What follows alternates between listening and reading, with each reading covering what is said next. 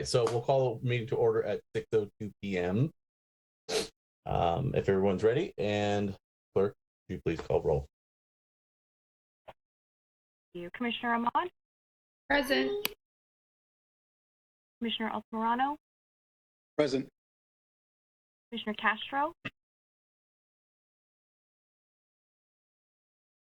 Chair Reed? Present. Commissioner Schatzel? Present. Chair Jan? Present. This is what I switched for the meeting. And okay, so we'll move on to our consent, our general administration agenda, which item 1A, presentations by the public on matters not on the agenda. Do we have any communications? I didn't see any through the email. We have not received any written communication. Okay. So not having any, we'll move on to item 1B, which is commissioner communications. Let me switch back to the meeting. Does any commissioners have any communications they'd like to share with the commission? If I may. All right, I see a lot of hands up. I'll just start from the top left. Commissioner Ahmad, go right ahead. Thank you. I had the opportunity to be there when we got our big fat check from excuse me, from Dr. Pan and Assembly Member McCarty. So that was exciting. I got to take my family with me. And thank you, Tracy, for the invite and for letting us know about that. So it was exciting to see people out in the community. I haven't been to one of those things in a long time, to see like that family event at Broderick. But it was also exciting to talk to people, and like, for instance, the staff for McCarty's office, Pan's office, and just thank them for, thinking of us. And I'm sure it wasn't just them thinking of us. I know our staff was working hard to get those funds as well. So it was nice to be a part of that. My kids got to be there, and I'm excited for the future of Bright Park and finally getting to see the things that we've been talking about for a couple of years come into fruition. Thank you. Fantastic. I personally couldn't be there, but I really wanted to, but I was on vacation during that event. But it sounded like a fantastic event and certainly something to be proud of. So I appreciate you going. Commissioner Reed, go right ahead. Thank you. We had a very successful webinar on wildfire preparation and wildfire hardening, which is how to do the landscaping around your house to make it less conducive to the wildfire, a wildfire being able to catch your house on fire. And those materials are now, the presentation materials are now posted on the Yolo County website. And then we also had the first meeting of the Yolo County Climate Action Commission. And there are actually 3 people from West Sacramento currently sitting on that commission. Andrew Kim, who sits on another one of our West Sacramento commissions, and Chris White, who is a businesswoman here in the city. So we're just getting started, so no outcomes yet, but it is will be a promising group, and we hope to be able to engage the community in our deliberations and going forward. And I look forward to serving. And again, I'm very grateful to Supervisor Villegas for appointing me to the commission. That's it. Thank you. You're a fantastic fit, and appreciate your volunteering your time for that group there. Thank you. Any other communications? Commissioner Schatzel. Go right ahead. Thank you. I too attended the event at Bright Park, and Commissioner Ahmad, I agree. It's nice to receive that check for $1.5 million. and we appreciate the support from McCarty and Pan was terrific. But also, I want to just mention that Supervisor Villegas was making hot dogs for the organization. So I didn't want to forget that Oscar was out there as well. But it was a terrific event, and I appreciate everybody's support, and nice to see everybody. It was terrific. Thank you. Yeah, thank you for attending. Any other communications? Any commissioners? I just have a couple of quick things that I'll share. We had our special meeting last month, I guess technically a few weeks ago, and I just wanted to tell everybody again how much I appreciate the opportunity to provide input to the parks plan there. I thought that was fun and exciting, and it's one of the things I enjoy about being a parks commissioner is to be able to provide some input into the future of those types of projects and the construction going on in our city. We have started the flag football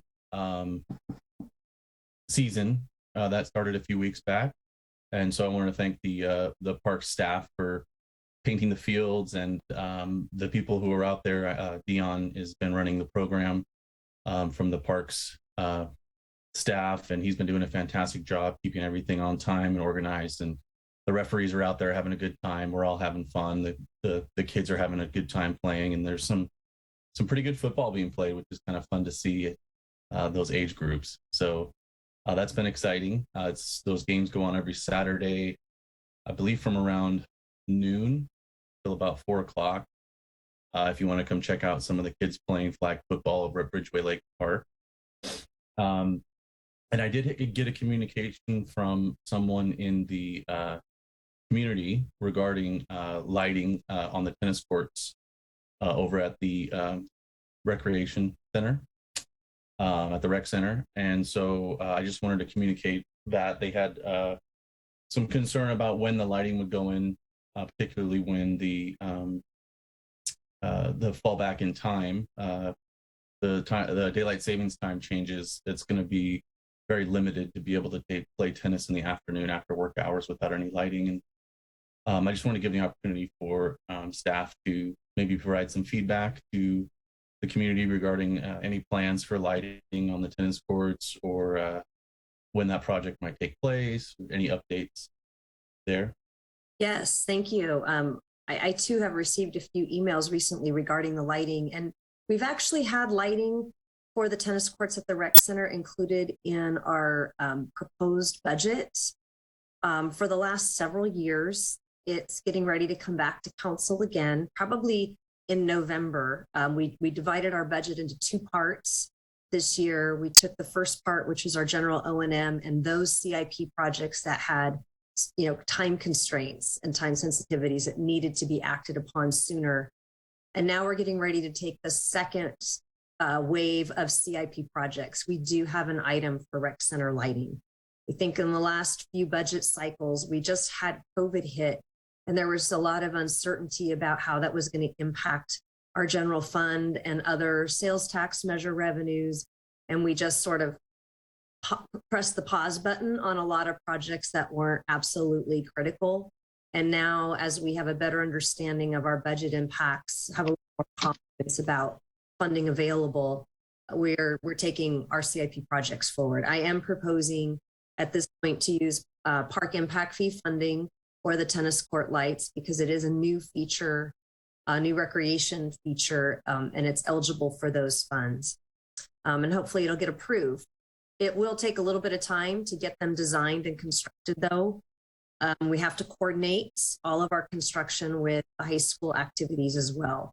So it took us a long time to get the tennis courts resurfaced, which just happened, just because we have a very small window of time to do some of these projects based around student schedules. And COVID would have been a perfect time to get a lot of work done, except that we just weren't doing a lot of work at that time. So that is on the list. And I really appreciate hearing from the community that they support it. And I think that will be very helpful for council to know as well. Thanks for the update. I appreciate it. And for people who are watching or listening, that feedback to commissioners is exactly kind of what we're for. So if you have insight as to what you feel might be able to make parks better, or you have questions about projects, feel free to reach out to myself, or I think I speak for the other commissioners as well. That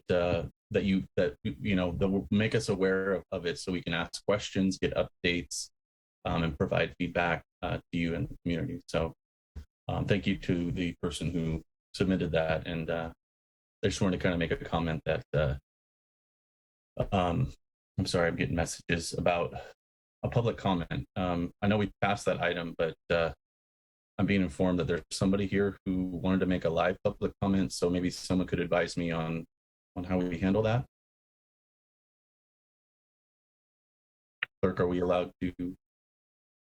Yes, if they have a public comment, that would be taken care of either during 1A, or they could also address it after the present, if it's regarding an item on the agenda. They can address it after the presenter has presented the item. We can address it now. I'm not sure what the comment is. Is the person who wants to make a comment on this now? This is the first time. Yeah, same here. Okay, there we are. Is your may I ask, Rhonda, is your comment regarding an item on the agenda, or did you want to make a general comment? It was general comments regarding Bright Park.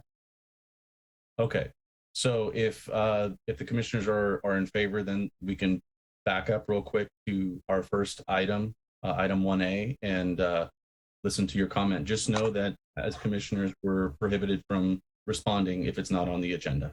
Go right ahead. You have the floor. Okay, thank you for allowing me. I also made the comment that I was trying to log on, and I was not successful, so it took me a while, and I apologize that I missed public comment. I just wanted to make public comment about the pool. I have kind of become an advocate for a lot of voices in the community, in the Broderick and Bright community. I grew up on Anna Street in West Sacramento, and just want to reiterate and have this on the record that we have since created a Facebook page. We have 150 people following the information. I've added a lot of information, and I just want to first thank Tracy and all of you for the work that you've done for Bright Park to date. Very much appreciated. We're happy to see the $1.5 million going towards Bright Park, but that you keep the pool on your plan, and we would really like to see that it becomes a permanent part of the master plan.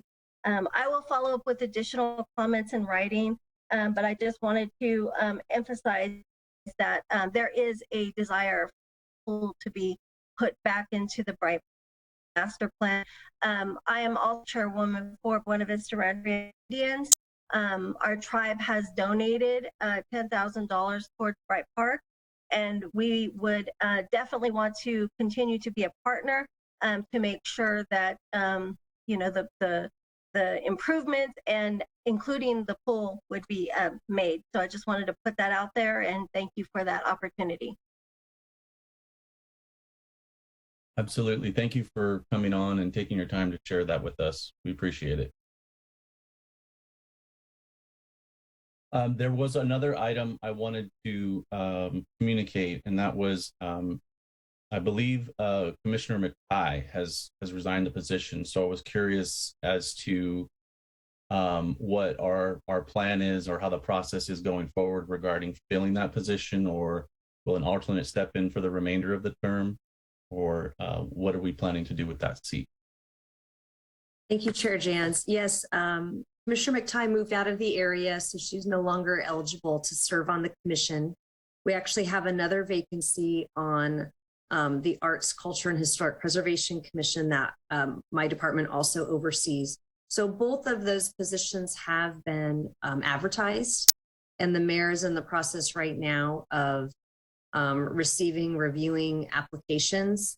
She is eligible to make appointments, I believe, after this next council meeting. There is a period of time that you have to allow the application process to be open and then for review. So I would expect that there will be an appointment made maybe by your next commission meeting. In the meantime, the alternate is used only if we don't have a quorum to business. We still have the ability to have a quorum even without the alternate serving. Okay, thanks for the update. Appreciate it. Commissioner Gatzel, I see the hand emoji. I'm not sure if you have a question or if you were responding to the comments being made. It's just a comment with regarding the tennis court. Oh, go right ahead. I thought the choice of River City blue was terrific as opposed to normal green and red tennis court. I thought that was a thoughtful touch, and whoever did that, good for you. Somebody was thinking out there. I like it. Fantastic. Yeah, it looks great. Any other communications from any commissioners? All right. So seeing no hands, we will move on to item 2, which is consideration of approval of the minutes from our September 13th special meeting. I hope everyone had a chance to review those, and if we can get a motion to approve them and get a roll call.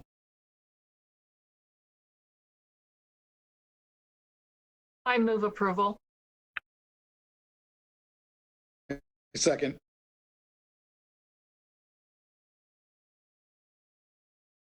You roll for that, Commissioner Ahmad. Aye. Commissioner Altamirano. Aye. Commissioner Vice Chair Reed. Aye. Commissioner Schatzel. Aye. Mr. Gam. Aye. Thank you. All right, so moving on to our regular agenda. Item 3, consideration of approval for memorial sign at Riverwalk Park for the Submariners Lost boats. And we have Sam Cooney. Good to see you. Thank you, Commissioner Jan. You too.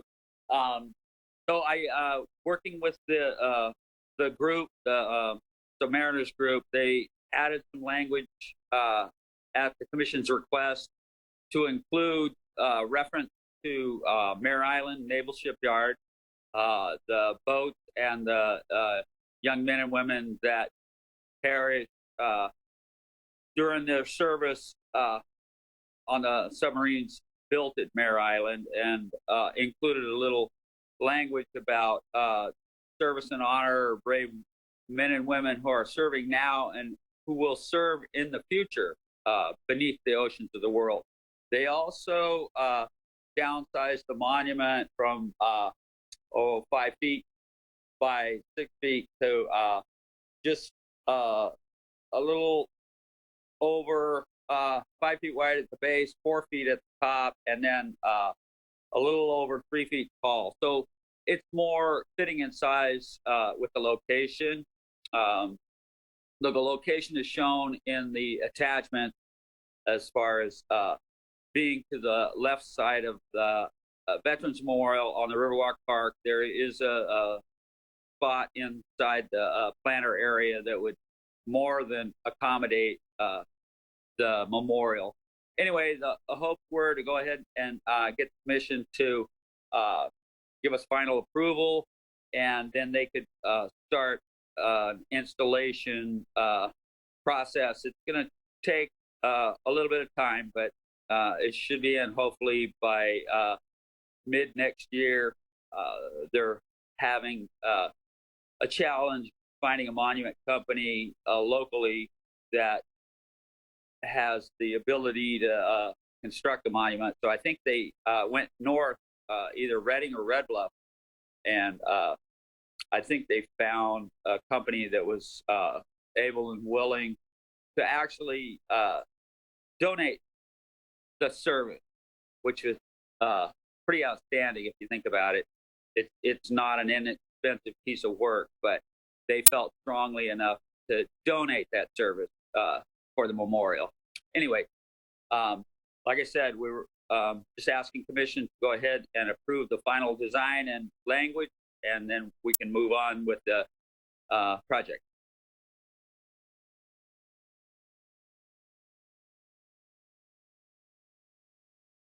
Thank you, Sam. Do we have any comments from the Commission regarding this item?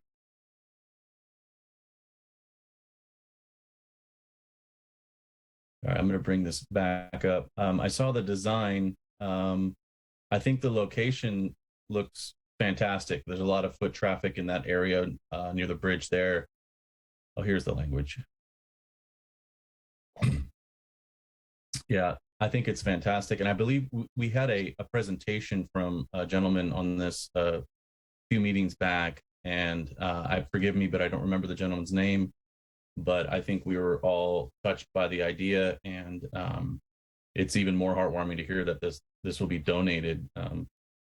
Again, I'll volunteer, my time to help with anything. I think it was offered before, but we were told that I think it was going to be covered. But this is certainly something that I'm passionate about for all our military, our veterans, current people serving.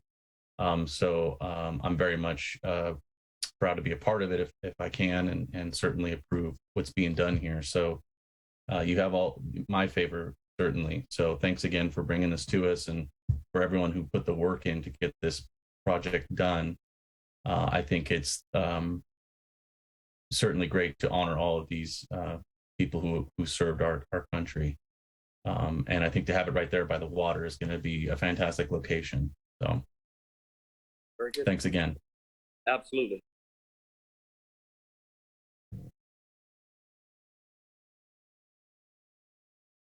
All right. Not seeing any other comments. We will move on to item number 4 on our regular agenda, which is the Heritage Oaks Master Plan final draft concept design. I'm very excited to see this based on our last meeting. We do have a couple comments, or? Hi, Chair Jans. I think on the last item, we were requesting an action from the Commission. Yeah, that was mine. Okay. Apologies. To approve the memorial. Right. Okay. I moved that we approve the memorial. Okay. So we'll get an official motion and then a roll. So moved. Second. Thank you. Commissioner Ahmad. Aye. Commissioner Altamirano. Aye. Chair Reed. Aye. Commissioner Schatzel. Aye. Jan. Aye. Thank you. My apologies for the clunkiness of my position here, but the Zoom meeting is really difficult for me. It's a challenge. I very much want to be in person as soon as possible. I think things just work a little smoother for me personally that way, and maybe for some others. So I know we're under some restrictions now, and I get it. But again, please forgive me as I kind of manage my way through the internet version of this meeting. So, all right. So now that we're officially formally finished with item number 3, we'll move on to item number 4, which is the Heritage Oaks Master Plan final concept. Thank you, Chair Jans, members of the Commission. I'm excited to have this item come back to you and want to thank you again for being available to host a special meeting and the virtual workshop so that we could advance the schedule for this planning process enough and in time to submit an application to state parks for $3 million in grant funding to go towards the improvements. That application is due in early November, which just didn't give us enough time to get back in front of this committee if we hadn't held that special meeting. So thank you again. I am going to turn it over to Greg Hauser with the HLA group in just a moment. He's going to walk you through the presentation, and I know it must have just been so frustrating to review the agenda report and not see the finished product, but we wanted to unveil it to you today. There is still an opportunity to provide additional feedback. So, if there's something that you feel really strongly about having considered and what will become the final version, please, feel free to share your feedback this evening. That's why we're sharing it with you, and want to make sure that we provide that opportunity to you. So without further ado, I will turn it over to Gray to walk you through the updated plan. All right.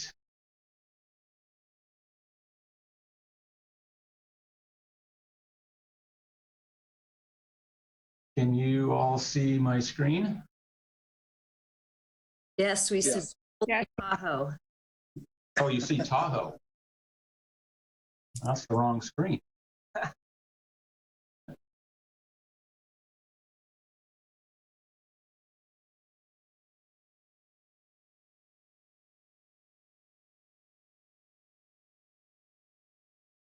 How about that?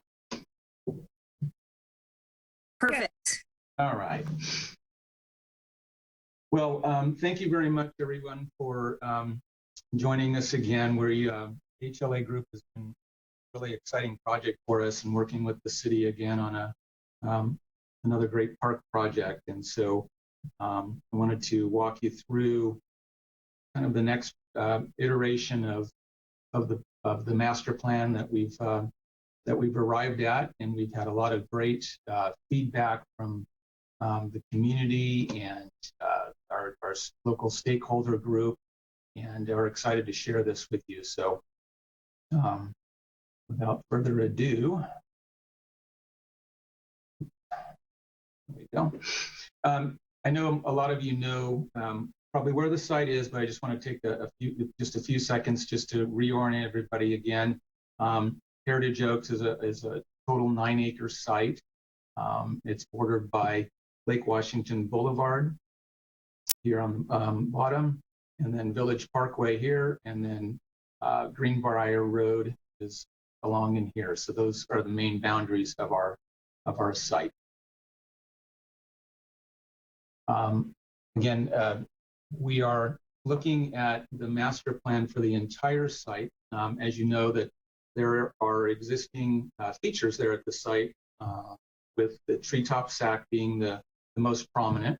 And so that's a great feature that is part of this park, and one that we've used to help arrive at our overall concept in using that great feature.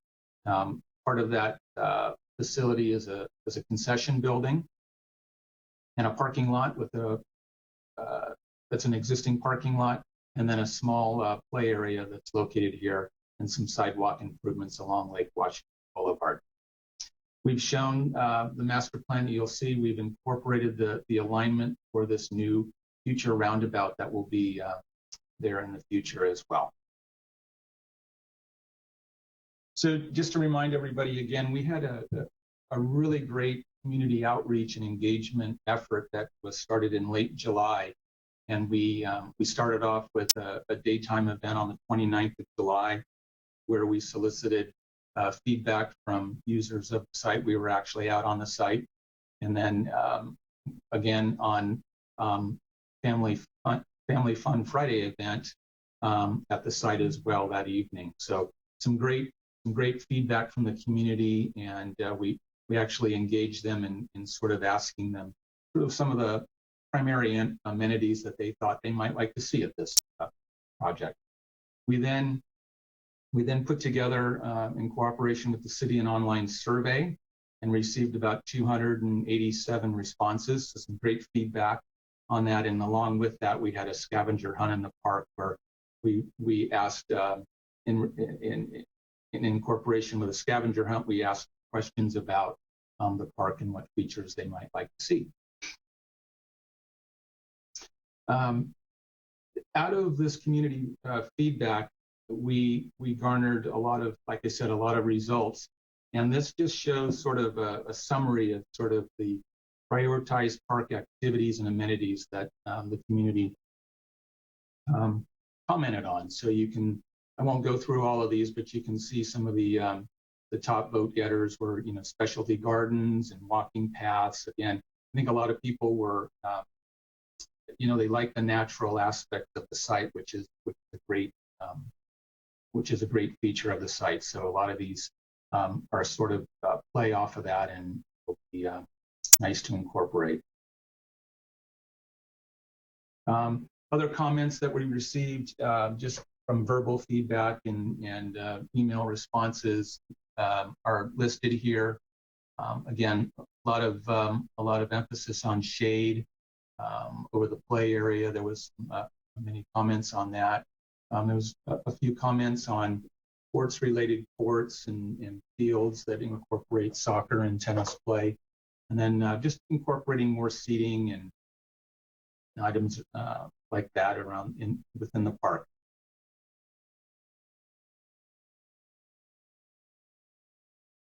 From there, we went back and we started to, dig in and started to noodle on some designs, and we came up with 3 loose concepts that were generated from all of this feedback, this great feedback we received, and in conjunction with our local stakeholder group, with city staff and Clutterwald representatives, we embarked on creating three concepts. So we came up with themes for them. The first concept was natural, a little more emphasis on smaller scale, organized sports events and nature-based amenities. More natural-based amenities were really the focus of this concept. Concept 2 was kind of a balance with what we heard in some comments about providing, some organized sports with the natural elements. And then concept 3, we heard some comments regarding the potential incorporation of some adventure type sports that maybe could be woven into the site as well. Sport. So I won't go through these in a lot of detail, but you can see that this was the first concept that came out with the natural theme. And again, just looking at a lot of the amenities on these 3 concepts are sort of similar, but we incorporated this idea of a central gathering hub where the incorporation of a shade shelter, group picnic area, and a restroom was conceived.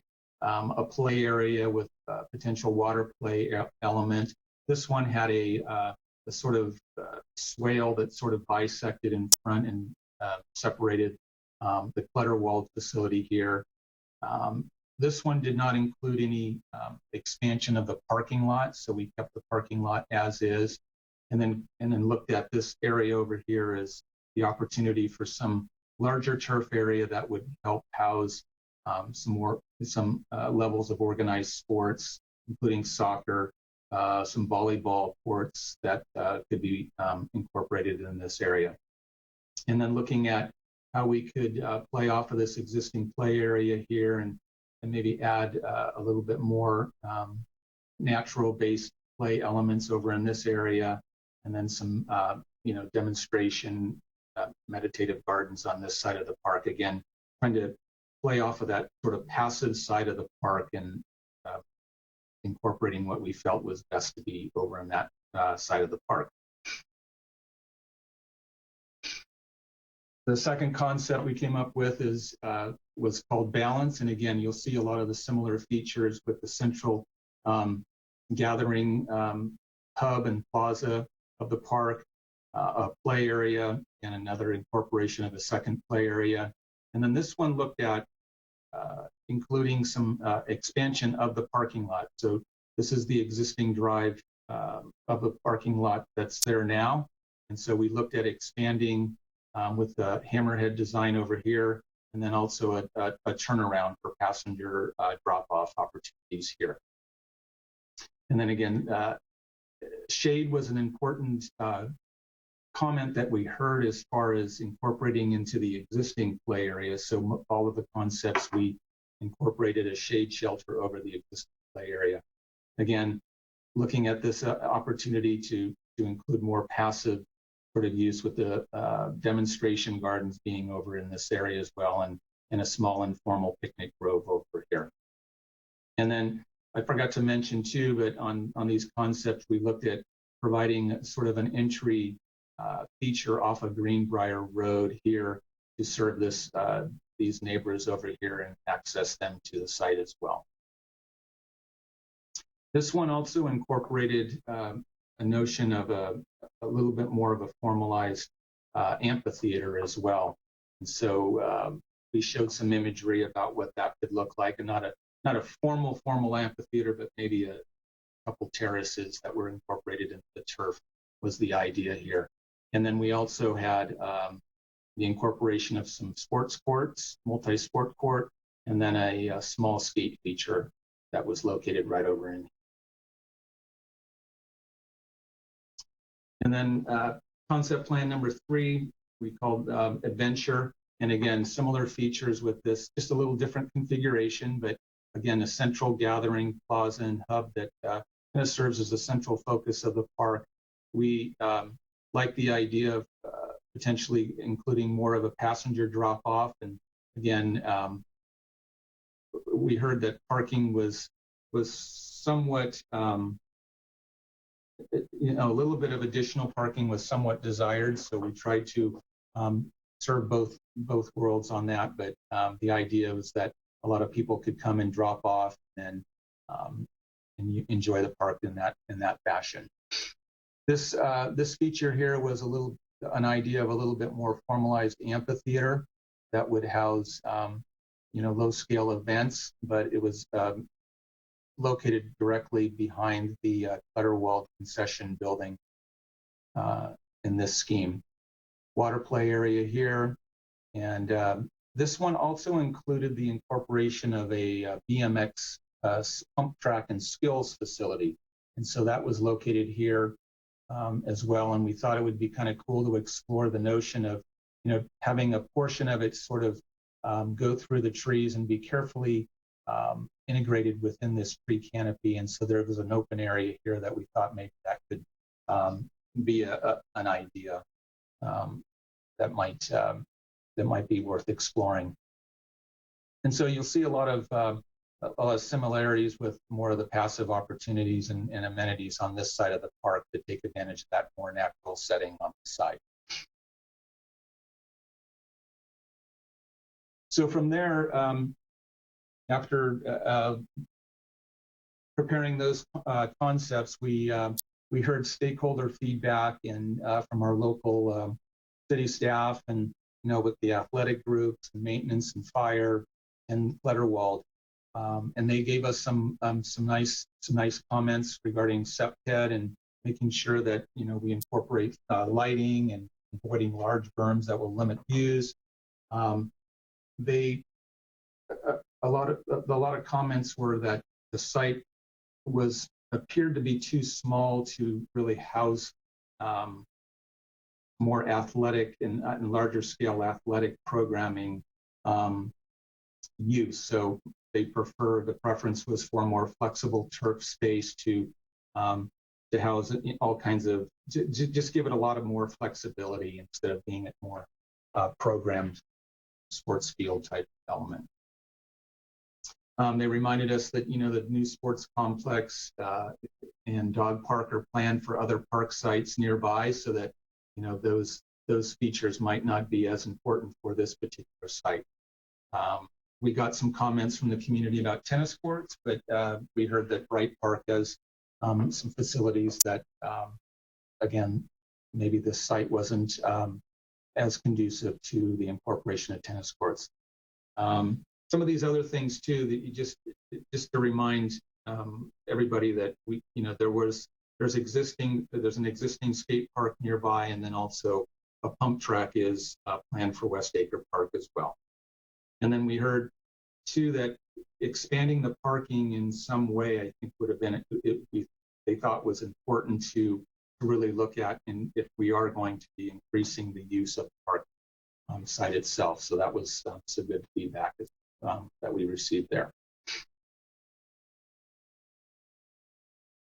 So from there, we brought back, and I believe this is what this is the version that we presented to the commission last time during our virtual workshop event. And so this outlines the design that kind of arrived from our free loose concept. And I can walk you through that real quick, but basically you would enter this is the existing parking lot. So again, we heard that parking was a potentially an important thing to consider. So we expanded the existing parking lot, and this parking lot was designed to incorporate 71 total cars. This served the central gathering hub and plaza area was here. We had two, in this version, we had two shade shelters that would house 40 people each, so a total capacity of about 80 to 85 people. A restroom building was located next to it. And then the water play and other play area, which is a little bit more natural-based play element, was envisioned to be in this area back in here. There was some comments about the incorporation potentially of a zip line. And so we thought that was sort of a kind of cool thing to consider, and that in keeping with the clutter-walled facility and giving more opportunity to the public to have another play element that kind of speaks to that natural play experience that you might get from that. We looked at incorporating a little bit more developed amphitheater space behind the clutter-walled concession building here. Shade again for the play area, and then we also looked at some decorative barrier fencing, because we heard some comments from a number of people about children having a tendency potentially to migrate out in this direction towards this busy street, so that they felt that was an important thing to consider in renovating and supplementing this existing play area. And then we like the idea of having more of those meditative and demonstration gardens on this side of the park, with some informal picnicking opportunities in this side as well. And then again, this notion of a sort of an entry off of this side of the park to serve this neighborhood over in this side.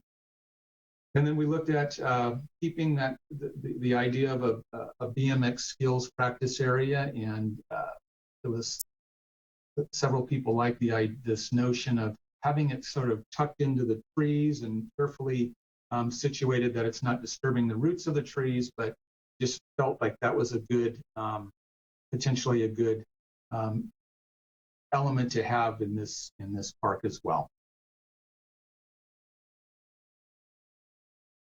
So from there, I think we got some great feedback from the commission during the virtual workshop. And these were sort of some overriding things that we heard and what staff heard and what we've worked towards in the development of the plan that we'll be showing you here in just a few seconds. There was a comment about the plan that was presented as being a little too ambitious as far as the amount of amenities that were shown there, and again, long-term concern about long-term maintenance and the ability to maintain these elements. So that was something that we heard. We heard that more programmed athletic fields are maybe better suited at other locations. So the preference was to look at more flexible use turf space that could potentially be designed to house a small soccer field, but not have it be programmed in that way. So that was an important comment that we heard.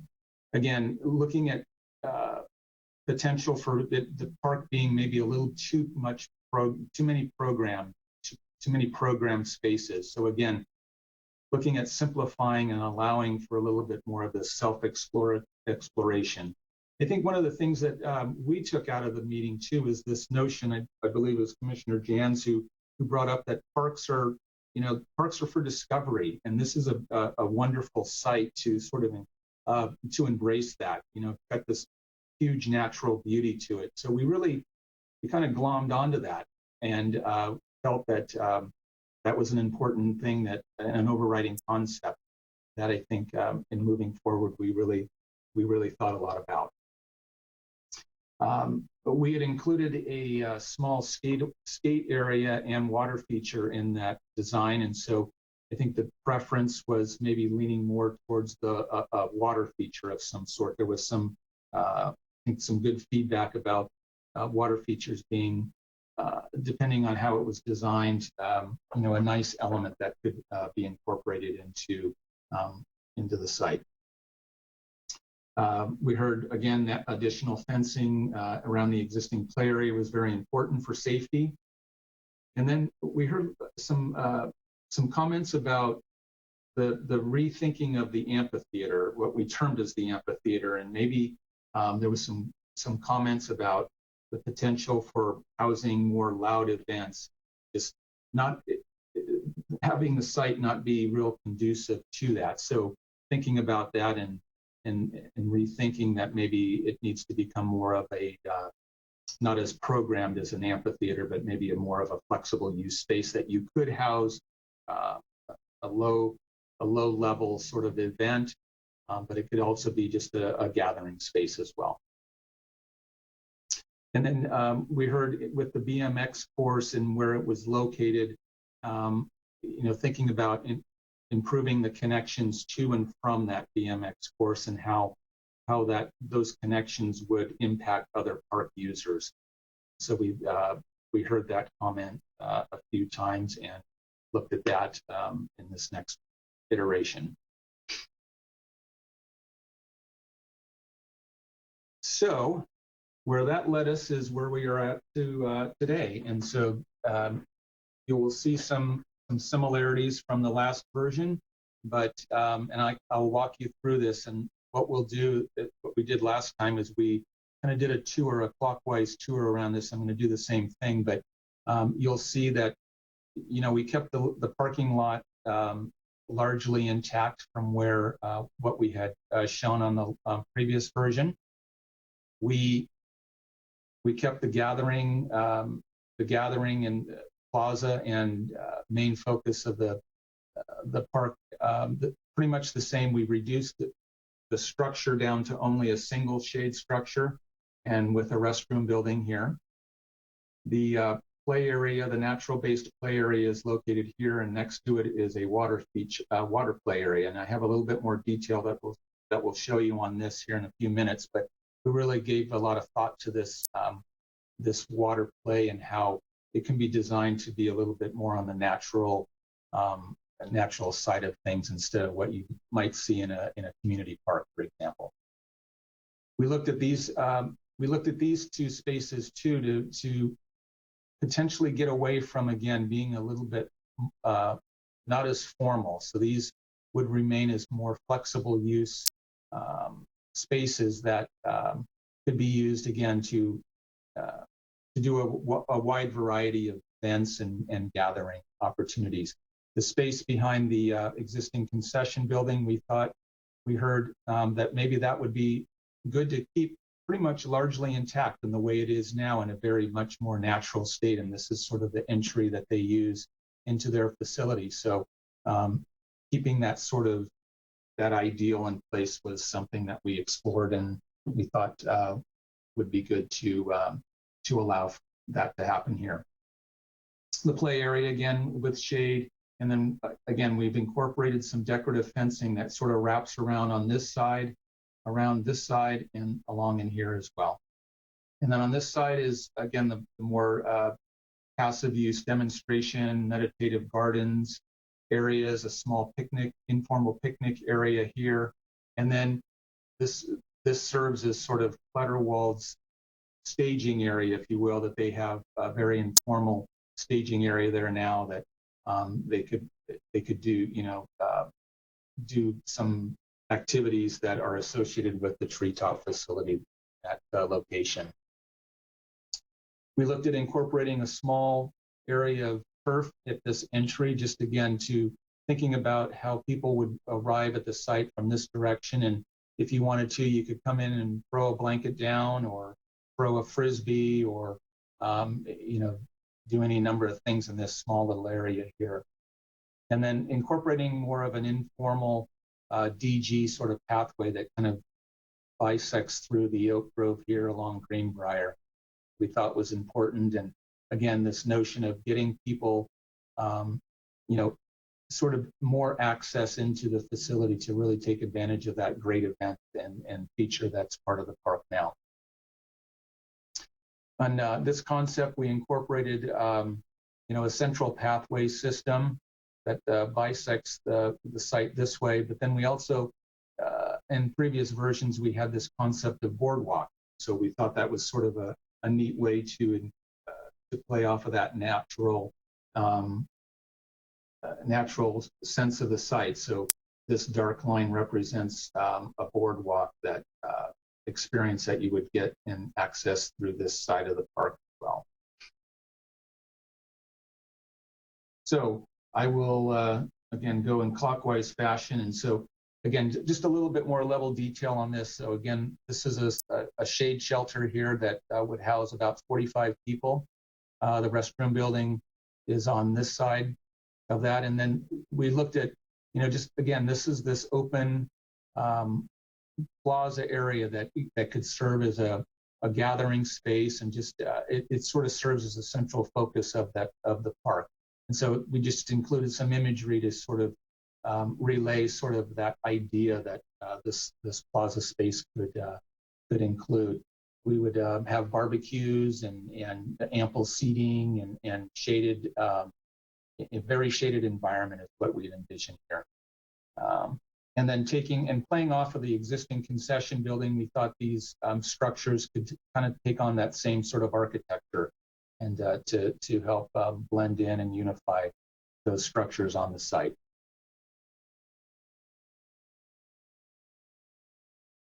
And then right behind the central plaza area is this is where we've situated the natural themed play area, which is sort of themed with a little bit more natural elements, such as logs and net climbers and swings, not designed in the traditional sense that the existing play area is, but again, keeping with that sort of natural environment. And so there's some great play equipment that kind of speaks to that we think would be really neat to incorporate here.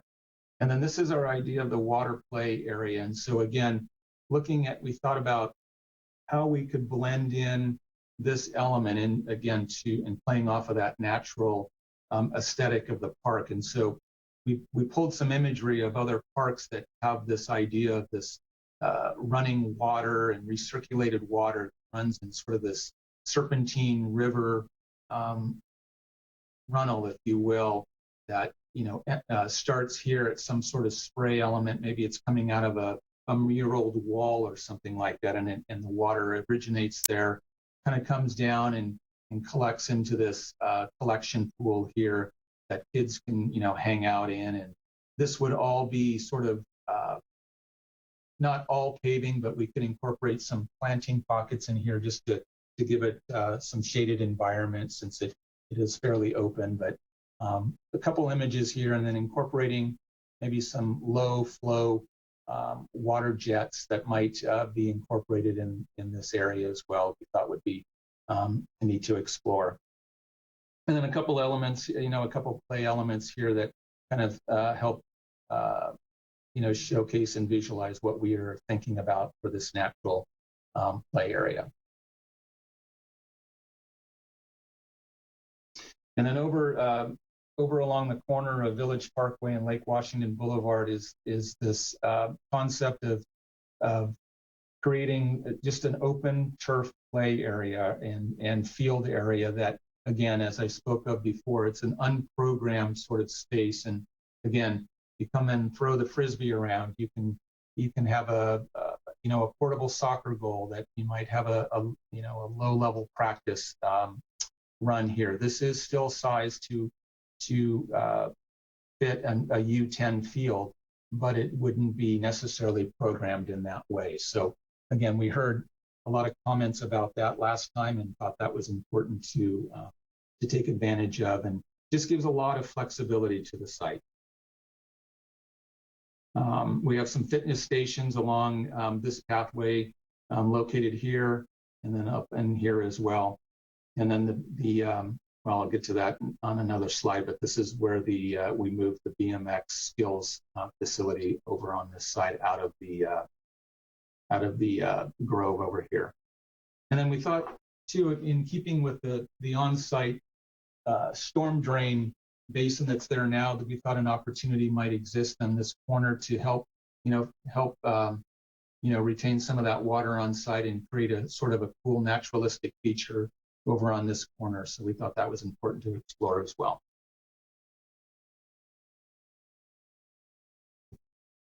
The parking lot, again, remains largely the same as what we had shown on the previous version. Again, it's the capacity and the total parking capacity for the park would be approximately 73 stalls. We've incorporated area for bus parking or transit parking, and then a drop-off zone for passenger drop-off here. And then we would propose to relocate the existing trash enclosure over to this side here, where a trash truck can loop around and easily access it in this direction.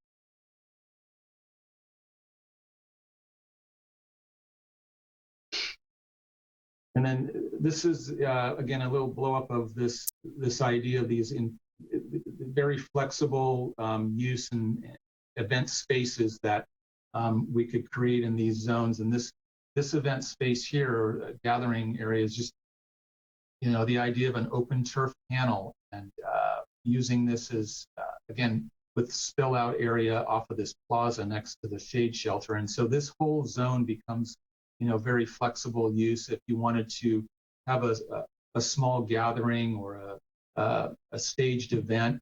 We thought it would be kind of cool to relocate the existing storage bin that Clutterwald uses, and maybe that becomes an art opportunity where there's a mural painted on it, and it becomes the backdrop for something that's a low-level performance potentially in this zone. So we thought that was kind of a cool thing to explore as well. And then again, this area here is largely left in its natural state with the existing logs, and maybe incorporating a little bit more natural seating elements just to facilitate that use as well. I mentioned this, the supplementing and of the existing play area with some shade. Again, shade, very important comment that we heard loud and clear. So that would be programmed into the site and in addition to the decorative fencing that we have surrounding in this configuration here. And then adding benches and more seating at the play area as well is something else that we heard.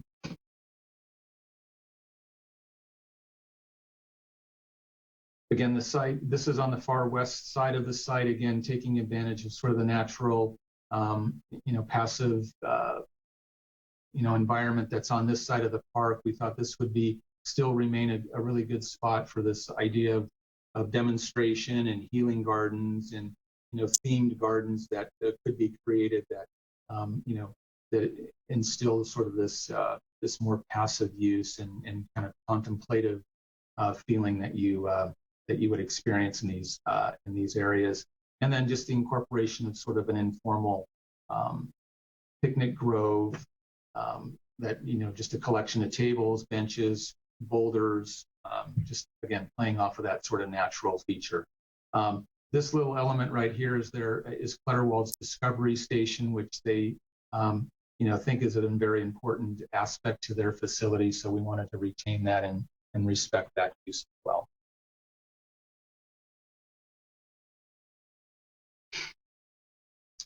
And then the area along the Greenbrier Road frontage, we thought this, what we did is we moved this, like I mentioned, we moved the BMX skills facility outside of this area. We heard some comments that might be a little too intrusive, and so we kind of took that to heart, and so we're proposing to move that out in here, away from the interior of the existing oak grove, easily accessible from this side of the park, as well as this down below as well. And then creating more of these opportunities for just some passive use, walking features along here to just really enjoy this natural environment that buffers this side of Greenbrier Road. I think I mentioned that a new sidewalk would also be included along this frontage along Greenbrier.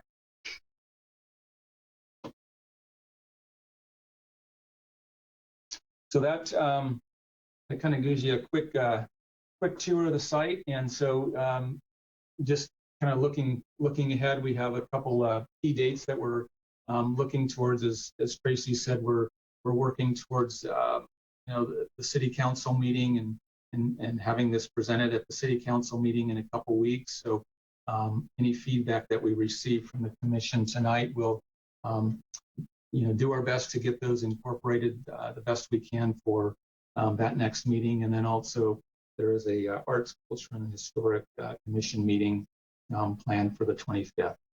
And then, as Tracy mentioned, the grant is due to be submitted on November 5th. And so with that, welcome any feedback and questions and comments you might have.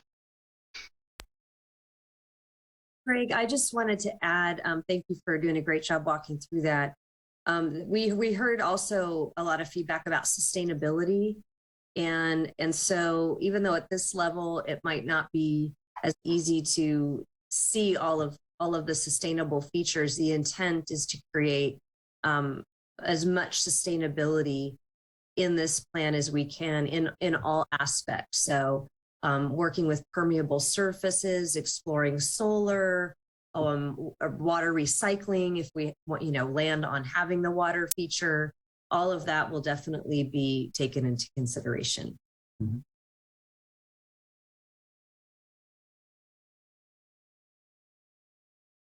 Okay. Yep. Thank you for the presentation. We'll get to comments. Commissioner Ahmad, I saw your hand go up. Would you like to provide some feedback?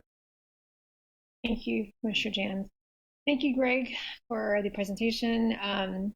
I am super excited about all the features that you went over. The one thing that I'm having trouble understanding from the meeting that I attended last time in September regarding the kind of finalizing the plan and then where we're at now with the amphitheater, I recall one resident saying that they didn't want like lighting or loud sounds, but I guess if you could walk me through kind of your reasoning for completely doing away with the amphitheater as opposed to maybe scaling it back so that there is some sort of like seating feature without all the lighting and the potential for sound. Just because I think when I went to the meetings where people were putting up like stickers and dots, a lot of folks seemed like they're pretty excited about having like a naturalish seating area.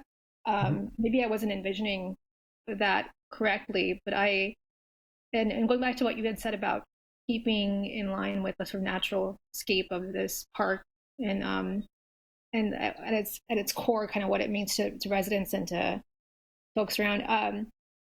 Was the amphitheater envisioned to be something that was like kind of earthy, like with stone-based seating and that kind of thing, or was it a bit more technical? So I guess if you could walk me through your reasoning, because I am disappointed seeing that it's not there at all. Yeah. So yeah, if we had more of built-in seating elements in this space that we kind of envisioned, we could explore this a little bit further in the next reiteration if we feel that's necessary. But yeah, we would envision any sort of seating opportunities in a sort of amphitheater setting as sort of like you described, more natural elements potentially that not something that has concrete terraces or anything like that, but more informal type of seating with maybe heavy, some timber or stone seating that maybe gives opportunities for that. But we also heard a lot of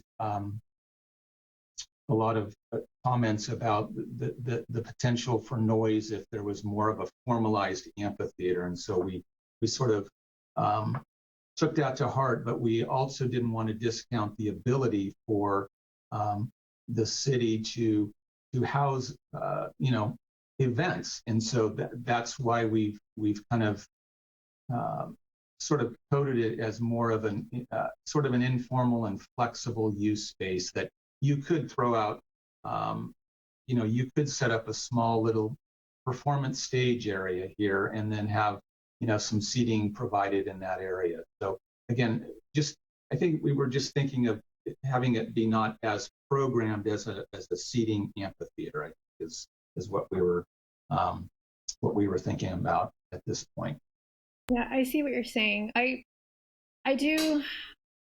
I'm disappointed in that there's not some sort of like built-in seating concept still there.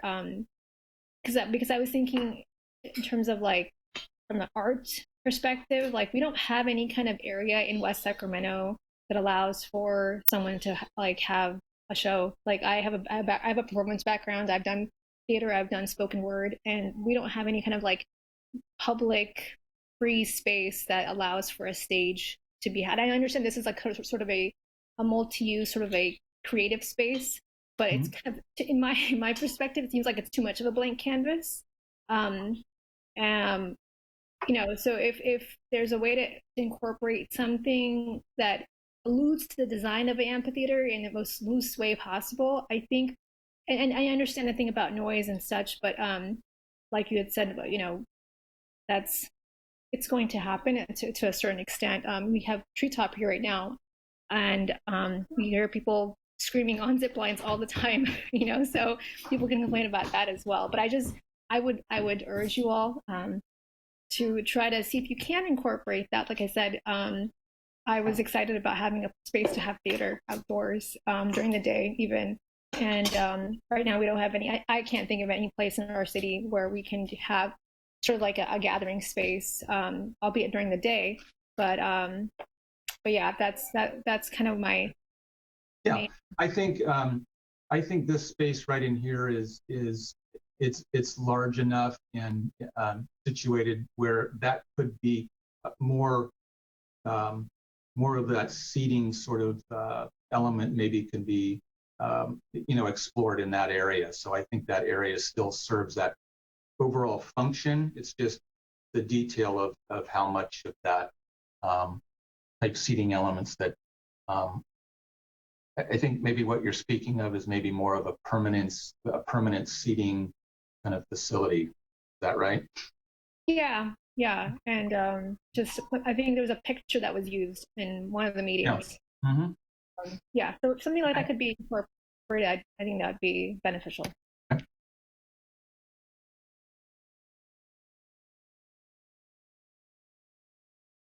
Commissioner Reed? Thank you. Tracy covered some of what she probably anticipated I was going to talk about. I'm less concerned. I thank you for the plan and the presentation. I'm less concerned with micromanaging the design at this point because my perception is that you still have a lot of input to receive on it, and that it will, in some respect, evolve as you incorporate different points of view. I am, but as Tracy said, I hope that there's a certain level of values that are maintained, are consistent throughout the process. And beyond what Commissioner Jans has said about a space, that is enjoyable for, individuals and some communing with nature and, not necessarily congregate, and that the space would be available for use, by those kinds of folks who'd like to visit there, that the principles of sustainability and resilience would be maintained throughout the design and implementation process. And that includes what materials are used and what what surfaces are provided, the water use and water sources, and so I think that value system is really important. Not only, I personally think that kind of value system is important for the whole city, especially where we are with climate change and the diversity of our population. That what is there suits the needs of a relatively broad range of the folks that live here.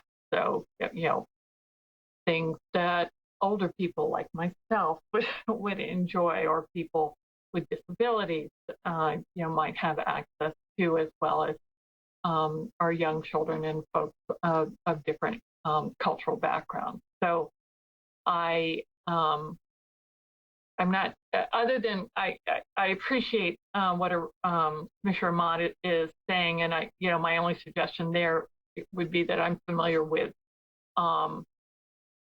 spaces that have, for instance, a slope that facilitates people sitting or making themselves comfortable in kind of a tiered or step level of arrangement that's not doesn't necessarily have a hard material, but it's actually built into the terrain. So that would be the only thing that I would say. The architecture that's being proposed, it appeals to me.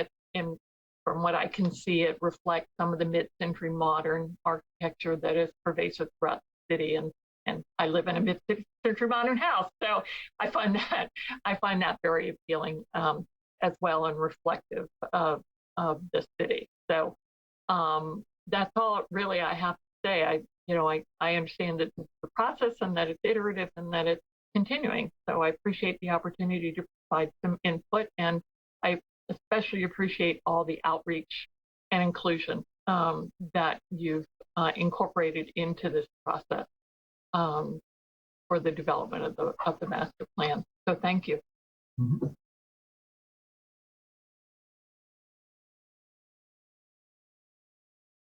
Any other comments from any commissioners?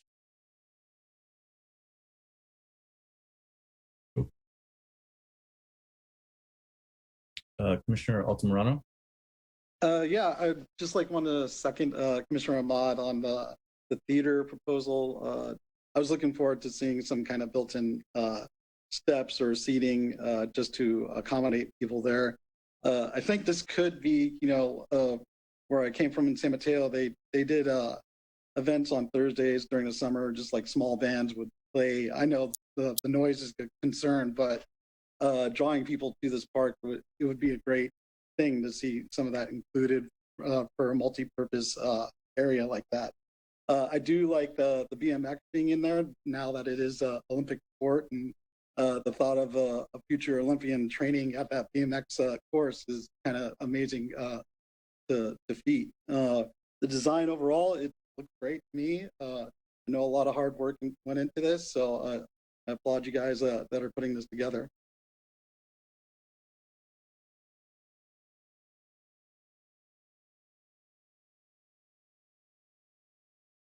Commissioner Ahmad, did you have another follow-up?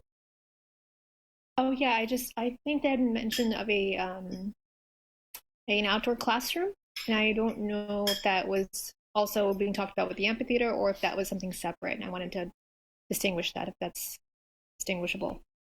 Yeah, we had this little space right in here that could serve as an area that the idea of these large timbers or logs that would house some small gathering and educational sort of opportunities that I think you're speaking of. Okay, yeah. And, again, this area, again, just depending on how this develops, I think could help serve that as well as in addition to this area back in here.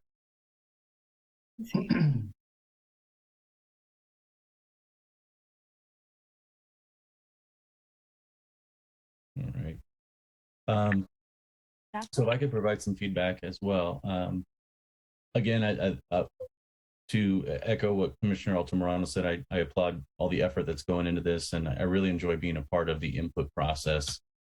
I think we have the potential of a really beautiful, unique park here in West Sacramento, and I do appreciate all the efforts put into it.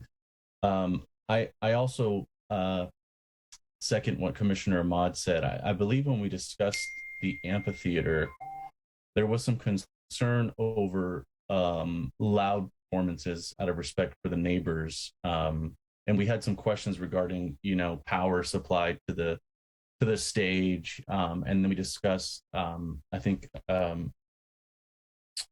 Tracy mentioned that there would be like a permit process to go in for certain decibel levels and things like that. But I agree that we really don't have an area for performance here. And I know with Measure Z, we do have in the plan eventually a performing arts center, but I believe that to be quite a few years out, and that would be for, I think, a more formal performance. But right now, for example, we have dance companies here in town. We have high school jazz band, the Syncopated Sea Monkeys, who could utilize a stage type area to perform some of the things that they've been working on. We could have small, maybe local theater, do Shakespeare in the Park type things. We could even have yoga or other fitness type things happening in these areas. And I was a little bit disappointed as well to see it completely removed, or essentially removed the formal stage and seating, because I do feel, as well as what Commissioner Altamirano said, was that could be a draw to the park. That could be something that I think would be utilized if used properly, if we do have respect for the noise level. We're not talking about large rock bands, blowing out the doors or blowing down the trees. I'm speaking more specifically to those more localized opportunities for people to perform what they've been working on. So I think it's a great spot for an outdoor performance center. How many people approximately in that third plan, the draft plan? I think it was I don't remember what the title of it. But there was an amphitheater designed in that plan, I believe. Oh, it looks like you're going to it here. Yeah. This one had this notion of this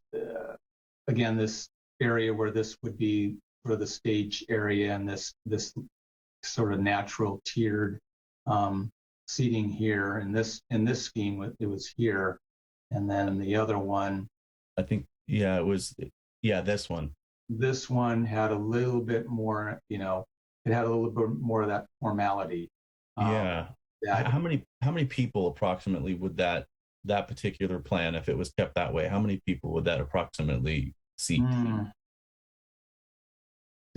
trying to visualize that space. I could see that being designed to be, house 80 to 100 people. Yeah. And that's about probably what I've experienced in attendance for some of the dance and, jazz band performances.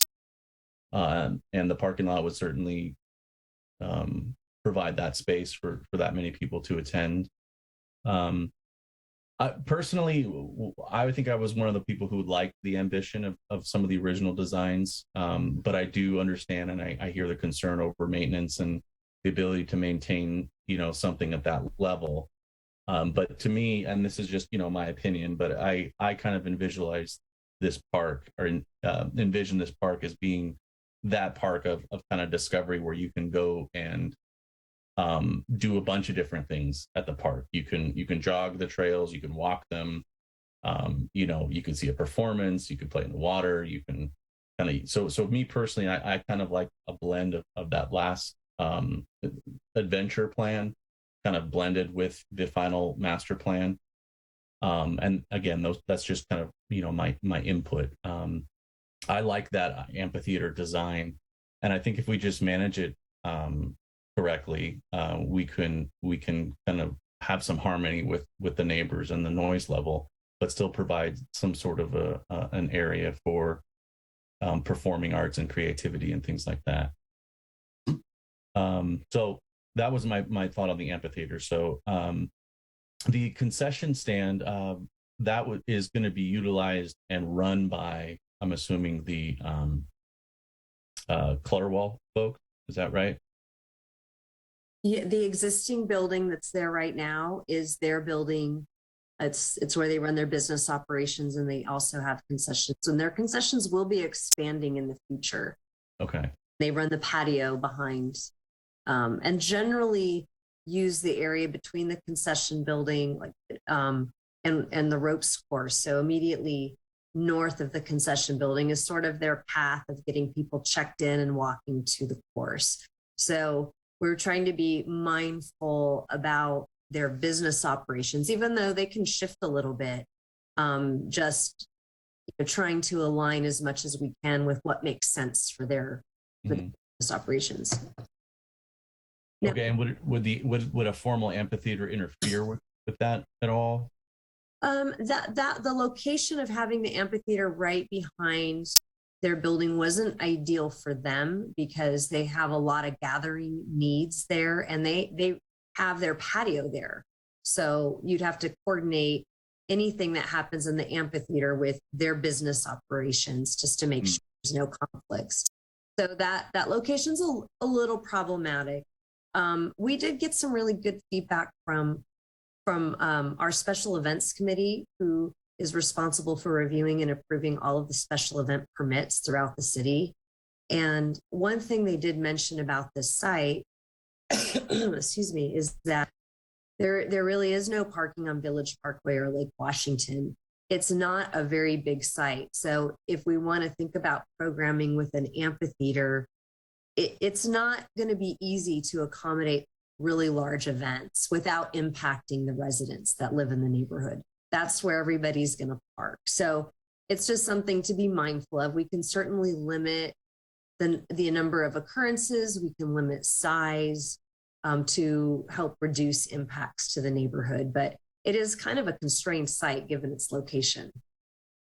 Yeah, and I mean, and if you have all the other events going on, seating 150 to 100 people with all of the other events going on, I could see parking could potentially be an issue. So I really don't know the answer, but that's what I'm hoping we can maybe solve, or you can solve for us, because I certainly agree that it would be nice to have something like that. But if it's just not possible this part, or if it has to be scaled down for other reasons, then I can understand that as well. I also noticed that the skate park was completely removed. Is that correct? That is correct in this reiteration, yeah.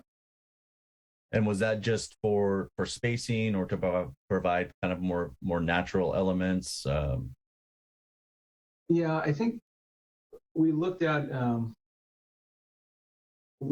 number of elements on the site, and we were starting to get a little concerned again. As I mentioned, we heard some comments about it being a little bit over programmed. So we heard a lot of great comments about the notion of a water feature, and so we were kind of moving back and forth about if we wanted to show one or the other or both still. And I think there was a little bit more desire maybe that the water play would be a little bit more desirable and provide a little bit more value in that sense. From a budgetary standpoint, is that what you mean about value, or? No, just value and use, and the water play is more. In my mind, it's a little bit more accessible to a lot of different users and folks, and experience in that regard. So it wasn't a space, nothing as far as the space constraints or anything. So again, if that's something that we want to bring back, we can certainly explore that. Well, I mean, again, it all goes back to, just again, my opinion on the ambition of some of the original design was just, it was kind of like a park where everybody got a little bit of something out of it. And, you had this nature element, you had a small area for a little bit of skateboarding, some, BMXing, you had splash parks, play parks, zip lines. So there was kind of something for everybody. So if there is space available to add, just some small areas for that, I think that, that would just add more attraction, more adventure, for young kids. Keeping kids occupied, is a great thing in our community. So to see that, to have an area where kids can congregate safely and have some sort of focus, I think is a really good thing for the community. Okay. And not just to completely criticize. I love the water feature, the new design. I think that's great. To have us kind of a splash park, but making it look natural. The serpentine thing looks fantastic.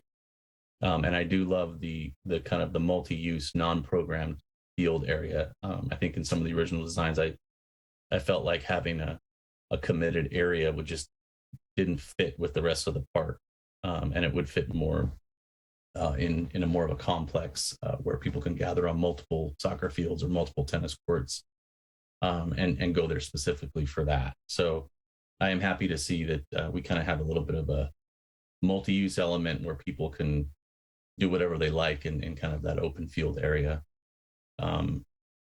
I still think a frisbee golf element would be great in this park, where you can kind of naturally weave through the trees or the structures and have just something to target in there. But maybe that can be just handled in that open space. But I do feel like that would fit naturally with the pathways and the areas that are kind of weaving through there. But space could be an issue for that as well, like that. And then we also talked about like kind of a butterfly garden at one point.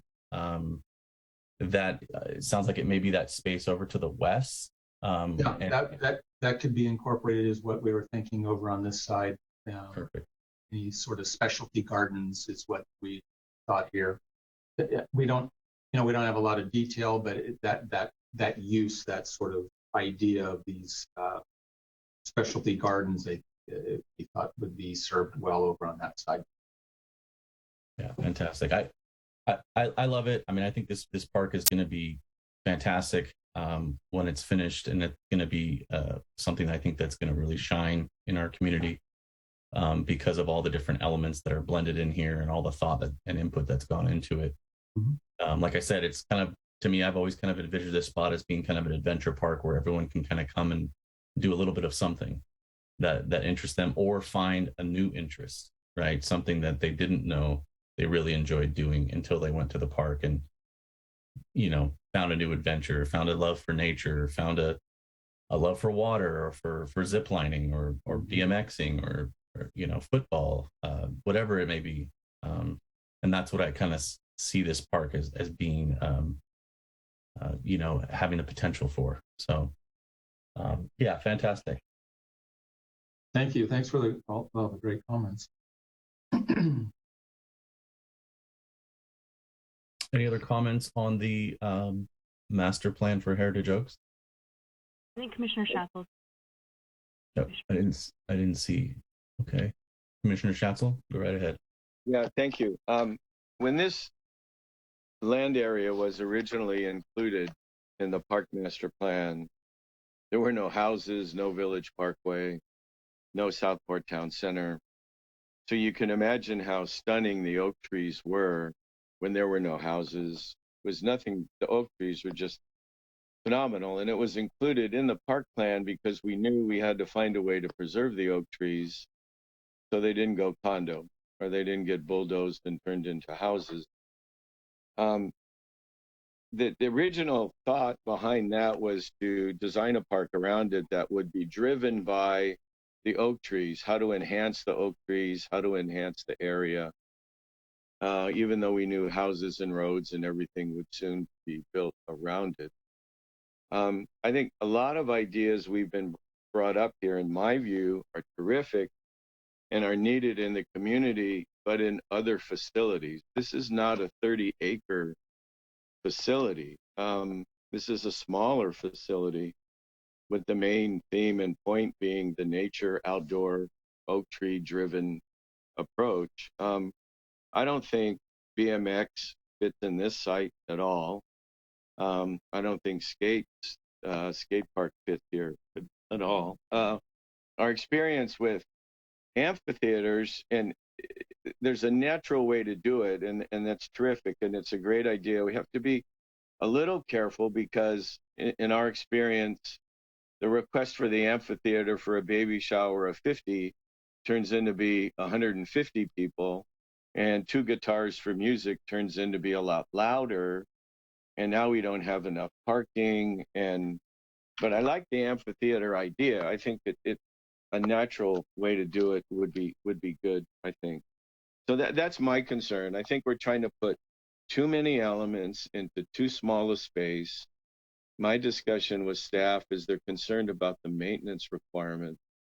I feel like the BMX is just sort of, well, there's a space, let's put something over there, where in this particular site, we may not need something there. It might be okay to leave it natural.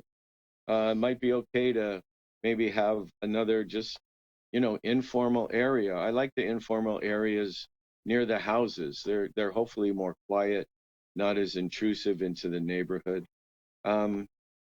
So that's my overall feeling. I mean, there's a lot of really nice things here and a lot of ideas we need in West Sac. And they're great, but maybe on other facilities, much larger facilities, and maybe something we can deal with in future designs, but perhaps not this one. Thanks. Thank you, Commissioner Schatzel. Commissioner Ahmad, you had some more input? Yeah, my comment's a little bit, it's a little old now, but I just wanted to kind of give staff that are working on this an idea what I had in mind with an amphitheater or some sort of performance space that would be less intrusive. I was thinking about the Arboretum at UC Davis. And when I did theater there, we would often practice or have our practices, our rehearsals in the Arboretum. There was 2 or 3 spaces I remember that were different kinds of like staging areas that allowed for like maybe not 100 or 80 people, but like maybe 50, without taking away from the Arboretum being this like natural scape at the UC Davis campus. So I just those spaces kind of came to mind as maybe to provide like a visual to balance out kind of like the needs of the community and kind of what we're talking about and what they're trying to do. So and I think I wanted to echo what Chair Jans had mentioned about like I was in that same boat of people who were really excited about all the cool elements of this park, and thinking from my vantage point as like a mother of a 2-year-old and a 13-year-old, and I have everything in between. I was sad to see the skate park element taken out because I had loved that there was this incorporation of art. So I think I recalled that one of the concepts was to have like this artwork that would double as skateboarding, like things to skateboard off of. So I was excited to see that. And also I think I can't recall exactly, but there were some elements of trying to get, I don't know if it was grant funding or something that would come as a result of that art or just incorporating more art. But I love art, so that was neat. So And again, I have my 2 and 6-year-old, and even my 9-year-old will love the art feature. Totally love it. I love it. I think we need more. Sorry, not art, water features. But my 13-year-old wouldn't. And I'm thinking about him and what he would enjoy the park. In addition to other things that this park does offer, for sure. But I think that, and I respect and appreciate what Commissioner Schatzel had mentioned about the the intent of this park or the preservation of these trees, but our community has changed. Obviously, there's all this housing and the new roads being built, and from an equity lens, I think it's important for us to think about that. Obviously, people are wanting these things, myself included, and the needs of the community have evolved and changed. And often I heard one woman in particular, I talked to her at random about this park after our last meeting, and she said, and she's a mom of 3, and she said, I don't think we do enough in our parks. We don't have enough. We should be doing more. And it really kind of echoed with me, and I promised her I would share that thought with the commission here tonight. But maintenance and such things, I feel like we can figure that out in the future. But I think that she's right. I don't think we're ambitious enough sometimes because we're so constrained. And this opportunity, we have this chance to get $3 million for this park. I think we should be as ambitious as possible and let them decide how much we can get, and then kind of figure out what we're working with. But if cost isn't a factor, and if space is would allow for the escape element to be brought back to a certain extent, I would love that. But again, I'm of the feeling that I think we can totally do all these things and still preserve this park and still maintain the beauty of these trees and all it has to offer. I think that just getting clutter-walled in here was an amazing feat to keep these trees alive and healthy and to use them and to because people wouldn't just naturally take walks into this little forest on their own. This private public venture has allowed more people to explore this area when I think they normally wouldn't have. So just those are my thoughts there. But if I think that I want to just put my hat into that pool of people, I think we shouldn't restrain ourselves just yet. So thank you, staff, and thank you everyone that's worked on this plan so far. No, thanks for the great comments. Commissioner Schatzel, you have the follow-up? No, thank you. I find myself agreeing with a lot of things Commissioner Ahmad said. I guess my issue is just not at this site, but I like the water areas. I like a lot of things that are here. Most of the things that are here. I just think a bigger site, a different site would be more appropriate for some of them.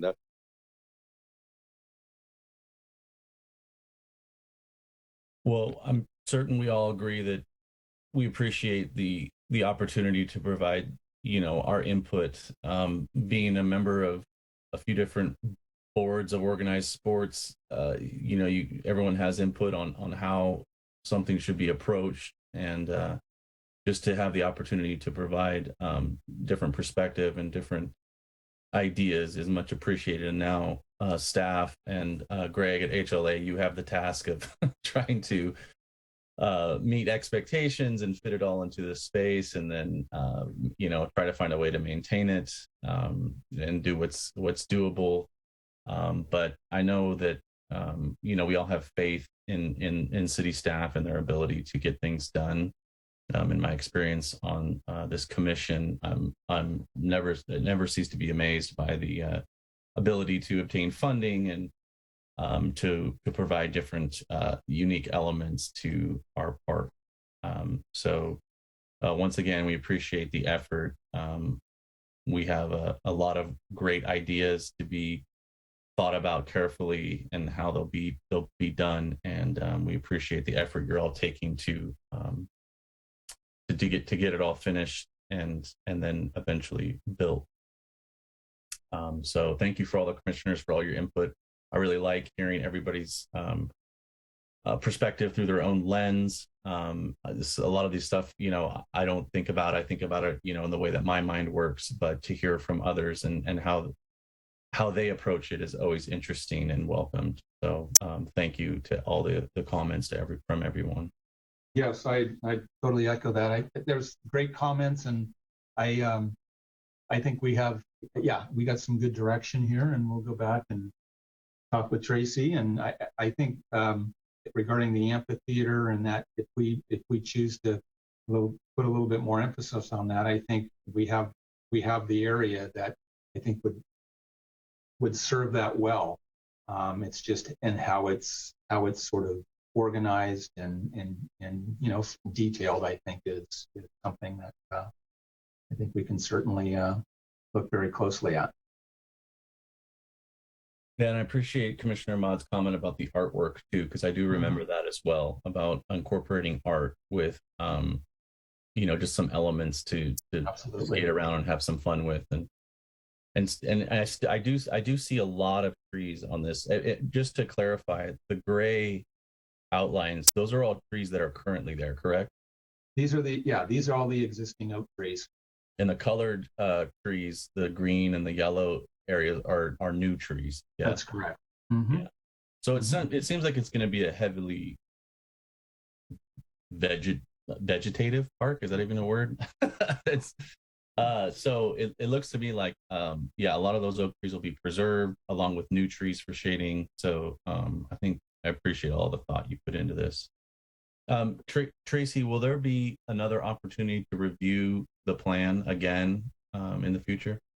Yeah, we'll bring it back at your next meeting. I think what we'll do is oftentimes for grant applications, you don't have everything figured out just yet. You try to get as far as you can in the process.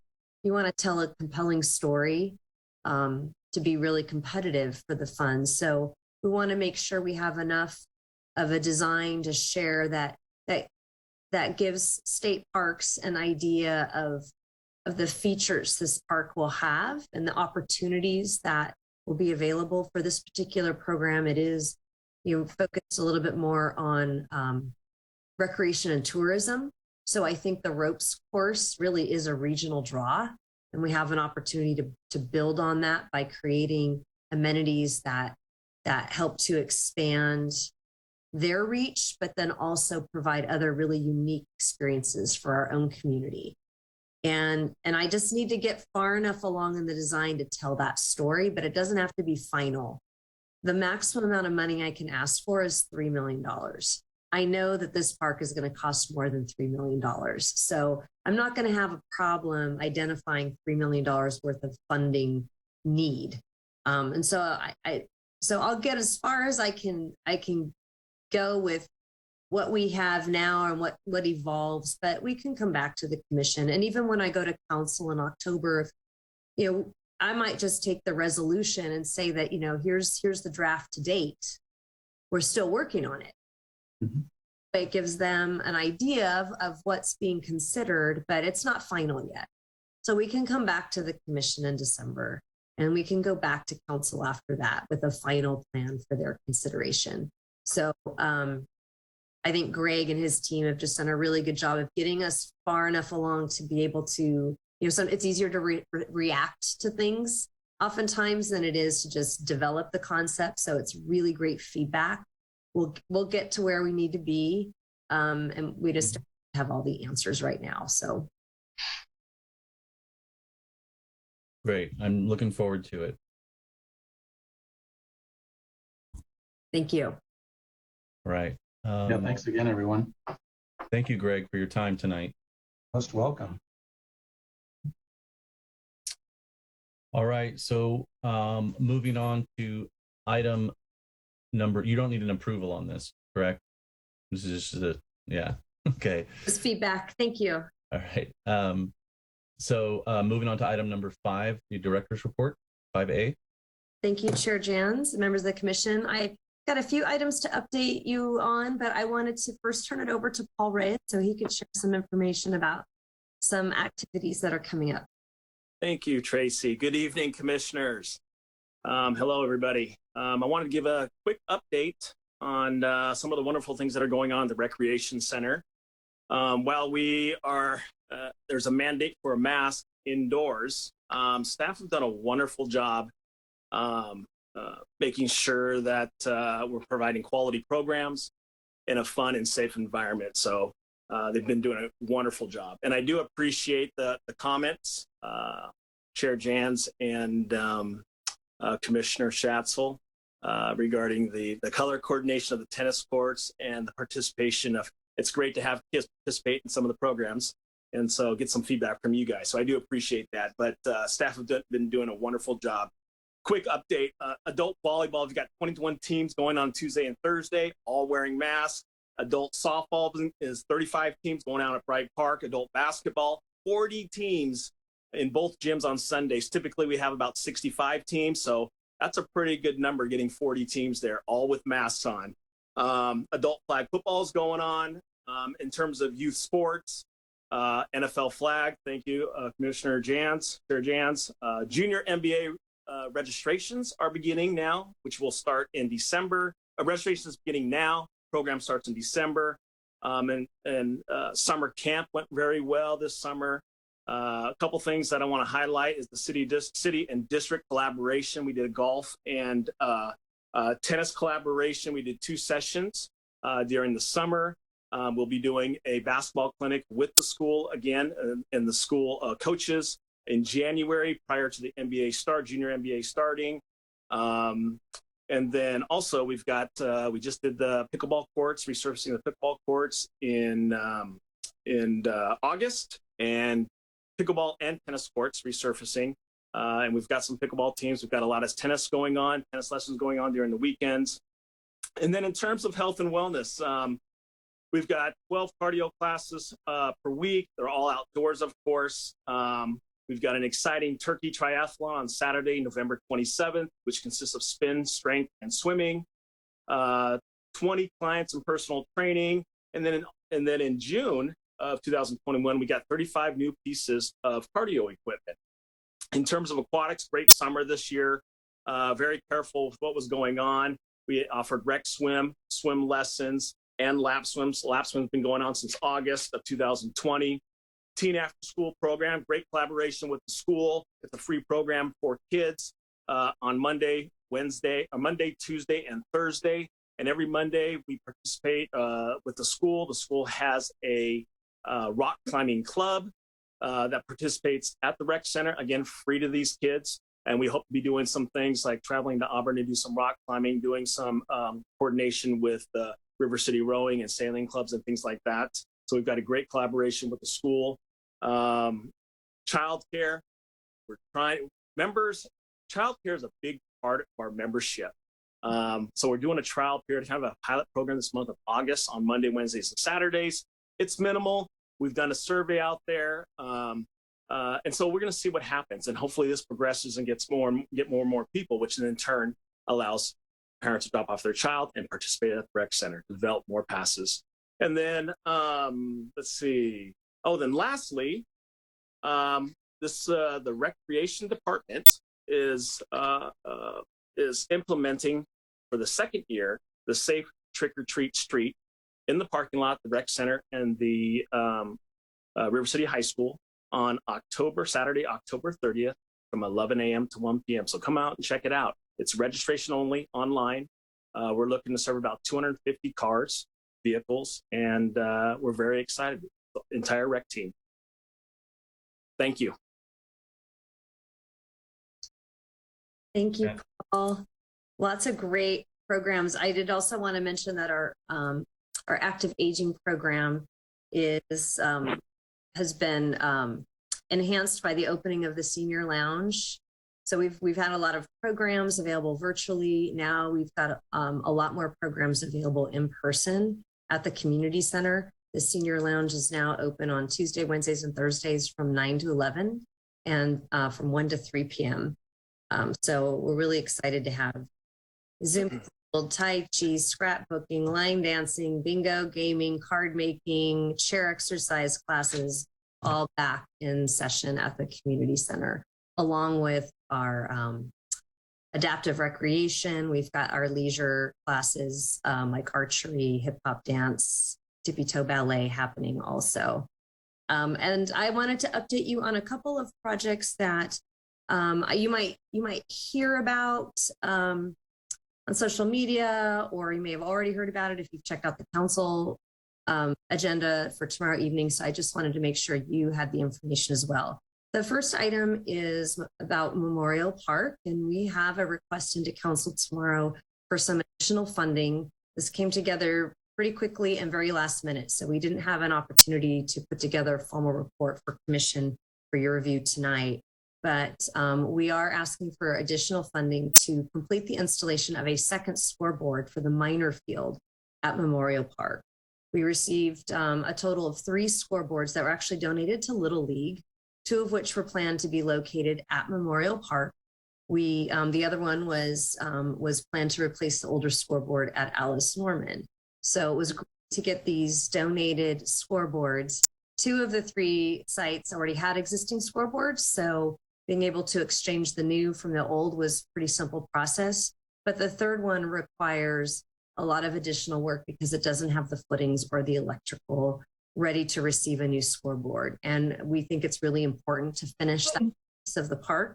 So we're asking for additional funding for that, in addition to finishing the basketball court, resurfacing that, and some minor planting throughout the park. When we were going through the exercise of truing up all of the costs, we did identify that we were over budget by about $91,000, mostly due to staffing costs. We have project management staff that charge our project budgets. And I think the estimates that were originally developed were done so several years ago, and they just weren't sufficient to cover the staffing costs. So the ask that we are taking to council tomorrow is a total of $135,000 that includes some contingency in case things wind up costing more than we are estimating. But we are requesting the use of measure and funding. That is funding that was used to help fund the improvements already made. And that's going to council tomorrow night. So I wanted to make sure that you knew about that. The second item is at Bridgeway Lakes. We are planning to remove the permanent outfield fencing that's located at the baseball diamond at Bridgeway Lakes Park. This is for a number of reasons. The first being that the current outfield fencing was based on a field originally designed for older age play. And many years ago, due to a variety of things, including residents' concerns about having unwanted baseballs coming into their yards, hitting their homes and windows, we started to restrict the age of play at that field, which makes the location of the current outfield fencing really kind of useless for the younger age groups that play there. At the same time, that fence is located in an area that really prevents us from having much programming flexibility for other athletic types of programming. So in an effort to create more programming flexibility, especially as we get ready to launch Bright Park improvements, which once construction begins, will involve probably the temporary relocation of some activities. And we're needing to identify and plan for those activities to be relocated for a while. So taking down the fence helps to address that issue. And we could replace that with temporary fencing that's used and installed seasonally. So the footings can be installed during the season, measured and installed where they need to be for each season. And then that just creates a lot more flexibility. And it's the type of fencing that we're using for our adult softball programs. So sometimes this activity tends to generate a lot of interest in the community, and wanted you to be aware of the project. And then last, but certainly not least, I did want to share that Sam Cooney, who is fortunate to be with us this evening, our park superintendent of operations, is retiring in a few weeks. So tonight's Sam's last commission meeting. He's worked for the city for over 14 years in a number of positions, including irrigation specialist, parks manager, superintendent of parks and grounds, and now he's our parks operations superintendent. He will be greatly missed. And we're having a celebration for him over lunchtime on October 21st at Heritage Oaks Park. So if any of you are interested in stopping by, please let me know. And Sam, thank you so much for all of your hard work over the years. And that concludes my update. Thank you, Tracy. I'm adding this to my calendar now so I don't forget. You said October 21st? Yes, roughly from 11:30 to 1:30 on the patio where we had our community engagement event for the master plan. Great. Well, I had the pleasure of working with Sam in depth on a lot of Little League projects, and I really appreciate all the effort you put in, particularly this last year when we hosted the tournament. We got a lot of work done for the Little League and for the community. So thank you for all the years that you served our community, the city, and the commission. Thank you so much. You're very welcome, David. I just wanted to let everybody know how I've considered it a privilege to be able to work with the group of people that I have and to accomplish the amazing things and have, you know, the satisfaction of having a positive effect on the lives of so many people. I've considered it a blessing and a privilege, and I very much appreciate the opportunity and all the input that everyone in this group has provided in order to accomplish common goals. It's something that I've always carried a lot of pride in, being able to work with you all and accomplish the things we needed to do. Thank you. Thank you very much. I'll look forward to seeing you Thursday the 21st. Got it. Well, enjoy your retirement, Sam. I'm sure you have a lot of fun things planned. I certainly do. All right, well, moving on to item 5B, any future item requests within the scope of the commission. Any commissioners have anything they'd like to? Commissioner Schatzel? Thank you. Actually, the conversation about Heritage Oak Park sort of got me thinking about this and some comments you made about baseball fields and Commissioner Ahmad about soccer fields. And this is really aimed at staff, and I'm sure this has been on the 2x2 agenda, but it disturbs me that I hear from my friends at the school district, well, our neighborhoods are underserved in parks, and yet the schools in the neighborhoods are locked. Stonegate, Southport, used to be Westfield. All those facilities are available for soccer. They're available for baseball. They have playgrounds. They have basketball courts. The same kids that go to those schools will probably practice sports there if given the opportunity. And I don't understand why the taxpayers paid for them and they're locked and the taxpayers can't get there. And indirectly, that puts pressure on the city. And I've had this experience. It sounds like Commissioner Ahmad has too, where you get ready to practice with your soccer team and they tell you, don't go to a school, go to a park. And you go to a park where everybody else has gone to a park. And the school facilities just sit there locked and they should be available. So I'm kind of leave it to staff. I mean, you can put it, I guess, back on this agenda if this commission wants to talk about it or go right to the 2x2. But we really need to encourage the school district, I think, to open the facilities that they have locked that meets the practice needs of the sports leagues in town. We have game facilities, but we need more practice facilities. So however staff wants to do this would be just fine. Thanks.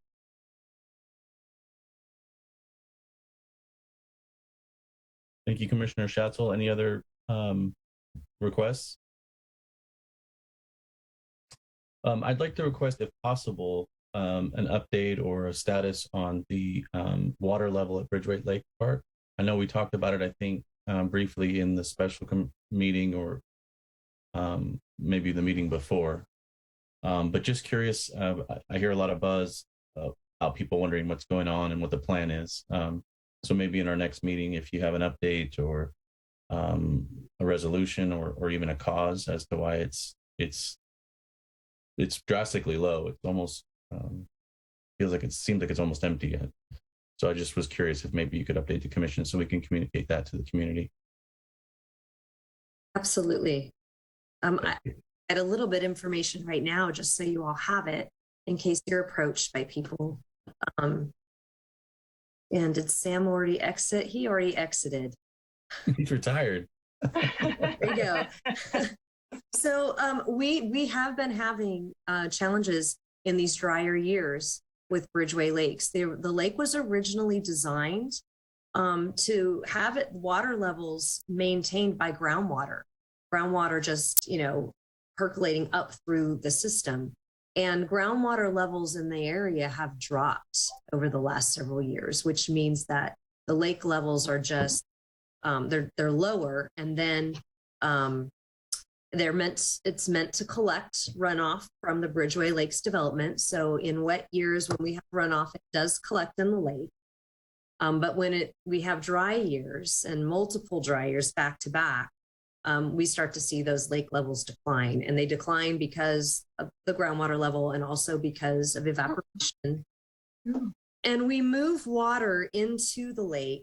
Historically, we've been moving it from a pump and well we call it well number 20, that is located generally at the intersection of Jefferson and Lake Washington Boulevard. So it's pretty far away from Bridgeway Lakes. And there's the main drain canal that is used to convey that water. And water, when it hits the main drain canal at a certain level, it can naturally spill over into Bridgeway Lakes. The main drain canal is a natural canal. It is unlined.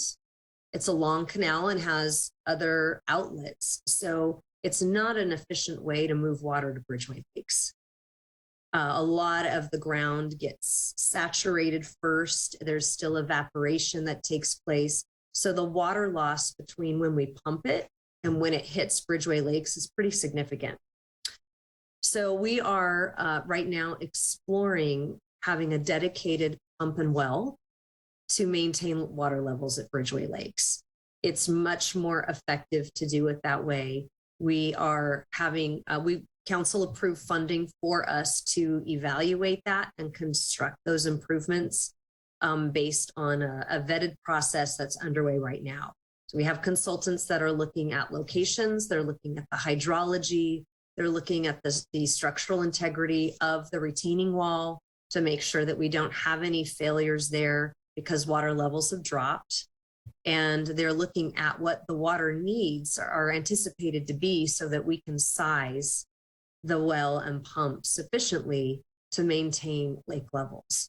So that's where we're at. But by your next meeting, we should actually have some information from the consultants about that project that we can certainly share. Fantastic. Appreciate the update. Even that bit of information helps, neighborhood talk and discussions and things like that. So I appreciate that. Thank you. Yeah, and one thing just to add to that is we have gotten several requests from people. Why can't we just bring out the fire hoses and start filling up the lake? Or why can't we pump out of the deep water ship channel, which is right behind the lake? And there are a lot of reasons why we can't do that. We don't have a permit to pull water out of the deep water ship channel.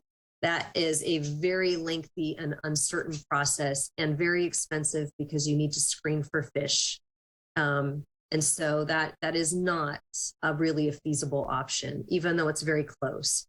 The second is just putting potable water into the lake, and that is not permitted either. So those seem like they might be really logical solutions, but they're actually not permitted. So that's why it's taking a little bit longer, and the solution needs to be addressed in a more long-term sustainable way.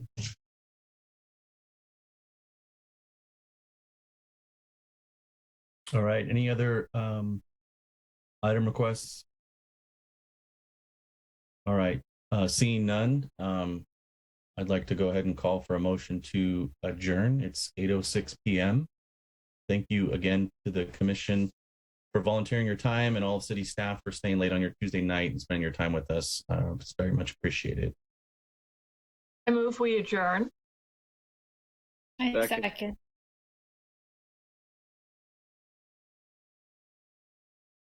I Thank second.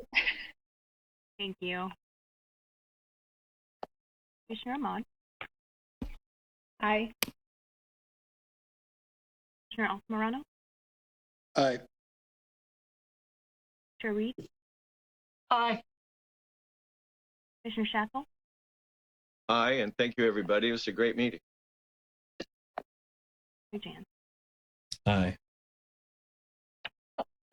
All right. Thanks again, everybody. And thank you again for everyone for volunteering your time tonight. Much appreciated.